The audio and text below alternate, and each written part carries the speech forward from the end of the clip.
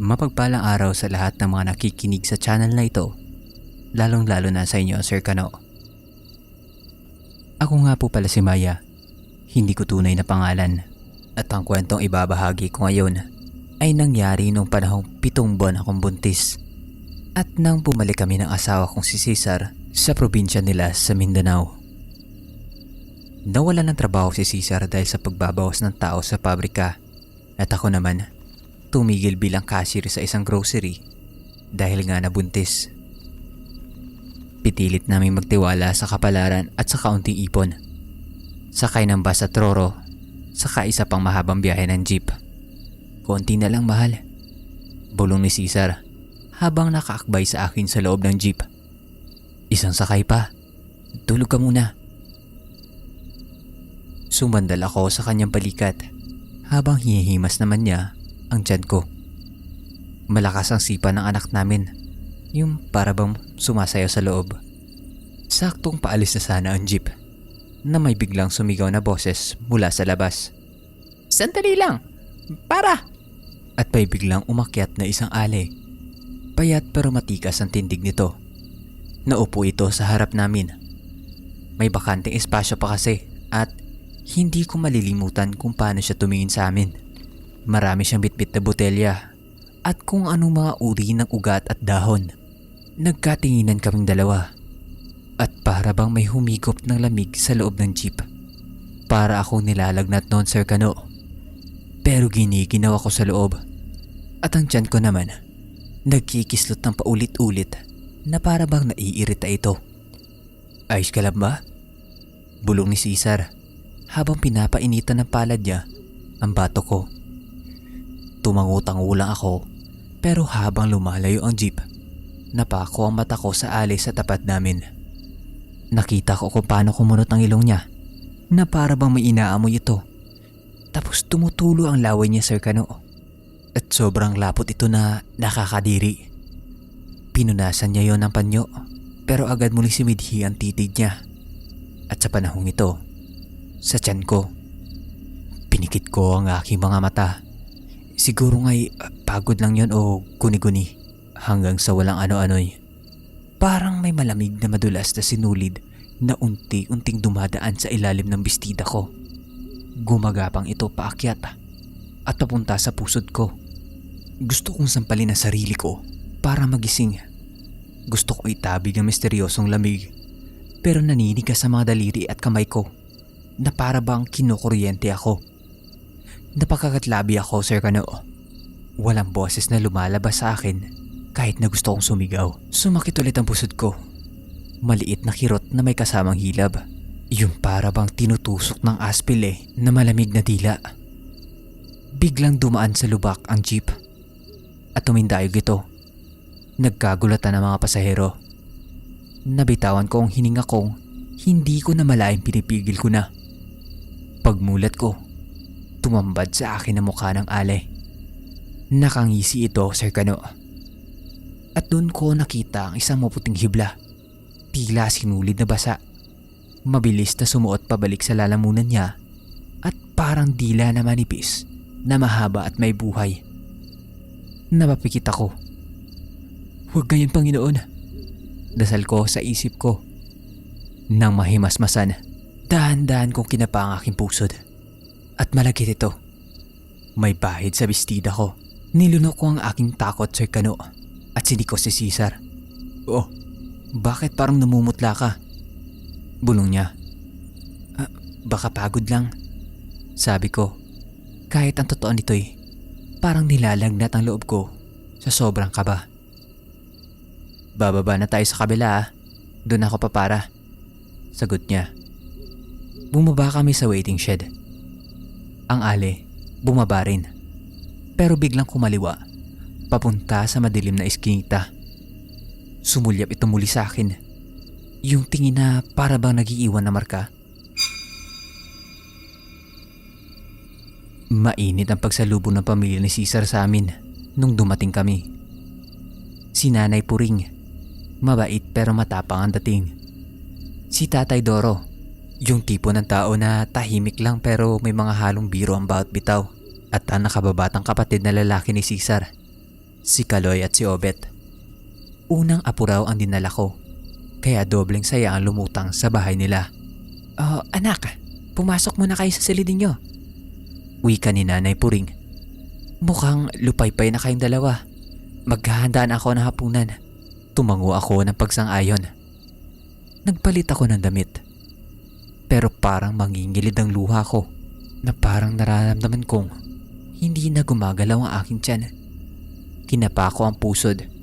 Mahapdi ito na para bang may maliit na sugat sa loob. "Cesar!" sigaw ko.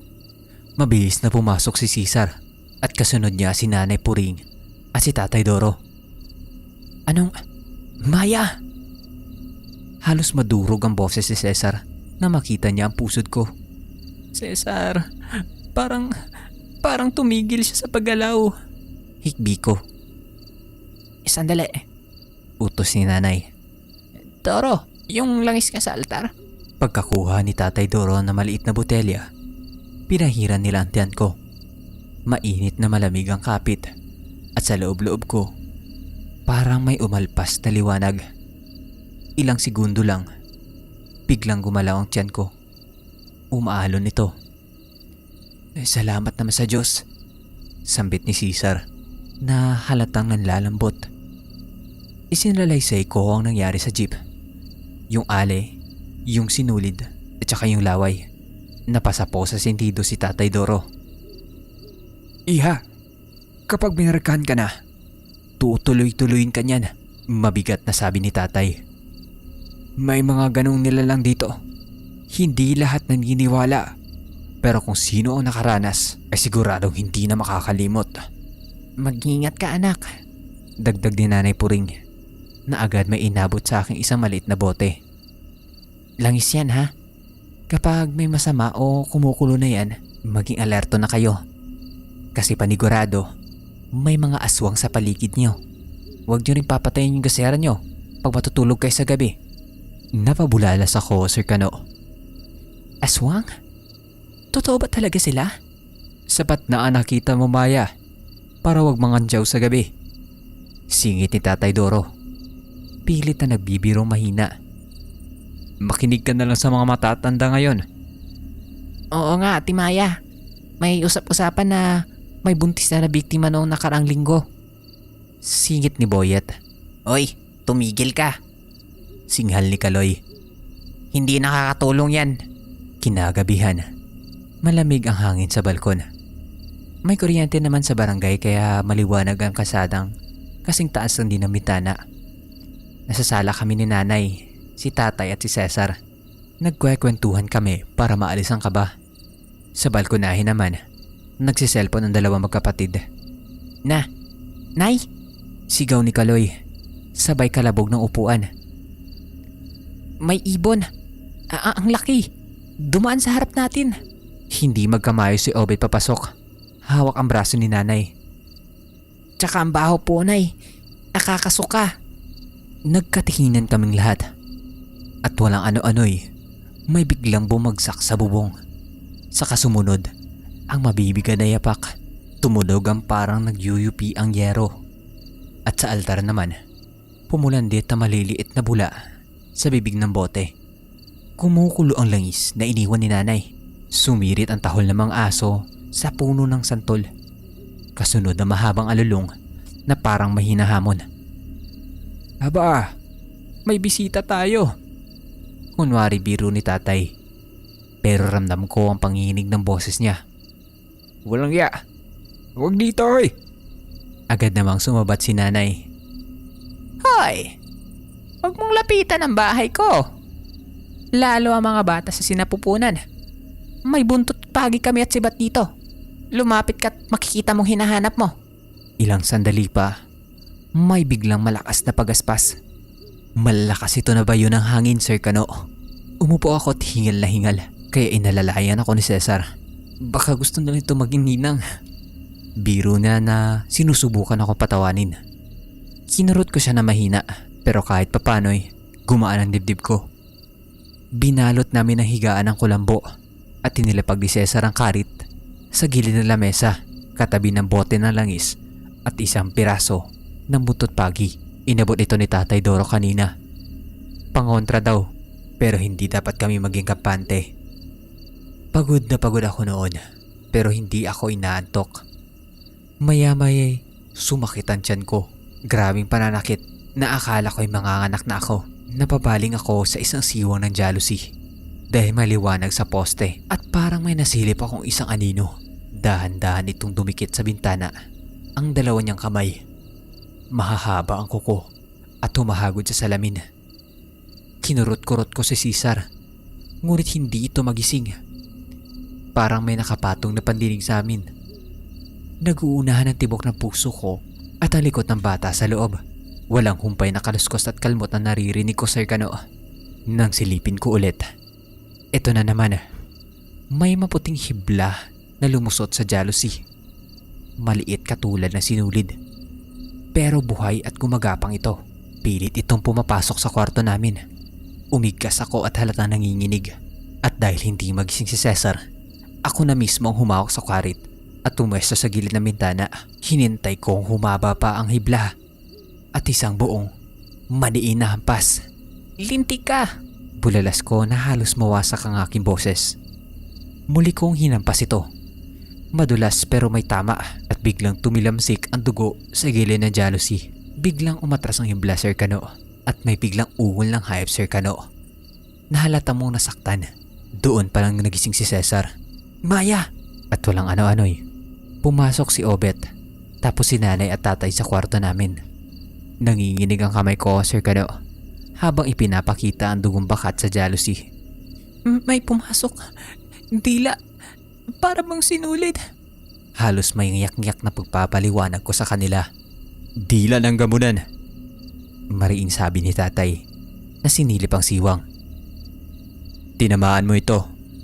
Sana tumalab ang hiya at wag nang bumalik. Mas lalong magagalit yon," sagot ni nanay. "Bukas, Cesar, puntahan mo si Katinoy. Hindi pwedeng ipagsawalang bahala ito." Kinabukas ay dinala ni Cesar si Katinoy sa kanilang bahay. Ito ay isang albularyo na kung maglakad ay tahimik. May sa pagkamatanda din ito at halos uugod-ugod kung maglakad. Pero maliksi ito kung manggamot. Pagtapak pa lang nito sa bakuran, huminto siya sandali. Tumingala at huminga na malalim. "Naaamoy ko pa ang bakas," sabi niya. Mahinahon pero mabigat. "Ineng, hindi ka niya titigilan. Minarkahan ka na niya at dyan pa mismo sa pusod mo. Kasi yan ang pintuan." Inabot niya sa akin ang kwintas mula sa lumang bala ng baril. May laman sa loob na halos dinikdik na tuyong dahon at asin. "Wag na wag mo itong huhubarin. Kahit na maligo ka pa man o kahit matulog." Agad ko namang tinanggap yon, Sir Kano, at agad na sinuot. Salamat po, Katinoy. Abay, magkano po ba ito?" tanong ni Cesar. "Ay, isang piling ng saging at kaunting gulay." Ngiting tugon ni Katinoy. "Walang pera-pera sa ganito, apo." Nagpasalamat kami dito. Pero bago siya umalis, ay marami siyang hinabilin sa amin. Tungkol sa asin sa bintana, sa liwanag, at sa kung anong orasyon kapag may nagkakalmot sa labas, nakaluskos. Lumipas ang isang linggo. Tumahimik. Kaya nakalabas-labas ako. Kasama ko si Kaloy at Obet. Papunta sa Aplaya. Sabi kasi ni Kaloy, bura ang huli kapag bagong taong ang mga bangka. Maaamoy mo ang mga nag-ihaw ng inasal at isaw sa gilid. Mura nga ang mga isda at napuno ang aming bayong. Sa gitna ng tawaran at tawanan, nawala bigla ang ingay. Yung para bang may nag-mute sa paligid ko. Naramdaman kong biglang may nakatingin sa akin. Nandoon siya, yung alis sa jeep. Pulang-pula ang mga mata nito habang nakatitig sa akin. Sa pagkakataong iyon, parang may kung anong hinihila mula sa loob ng tiyan ko. Napahawak ako sa kwintas na binigay sa akin ni Katinoy. Sumakit ang balat ko na para bang pinitik ako ng hangin. Bigla namang umiwas ng tingin ng matanda. Yung para bang napapaso ito. Nang hawakan ko ang bulsa ng bestida ko, basang-basa ito. Umaapaw na pala ang langis sa loob. Humula sa mga sangkap at dumikit sa daliri ko. Inilihim ko na lamang ito kina Kaloy at Obet. Umuwi na tayo, sabi ko sa kanila. Puno na yung bayong oh, tsaka para magagabi na. Sa daan, nadala kami ng amoy na inihaw. Kaya huminto muna kami para kumuha ng isaw. Si Kaloy, nakita ang kaklase niya. Si Obet naman, abala sa pagnguya. At ako naman, abala sa pag-inom ng tubig na malamig sa katabing tindahan. Nagulat ako, Sir Kano, dahil biglang lumapit yung ale. Walang salitang lumabas sa bibig niya, pero naririnig ko sa loob ng ulo ko ang isang boses na parang bulong ng alon. Sumunod ka. Hindi ko mawari, Sir Kano, pero sumunod na lang ang katawan ko. Dumaan kami sa dulo ng aplaya. Sa may dawag, papasok sa madilim na parang shortcut.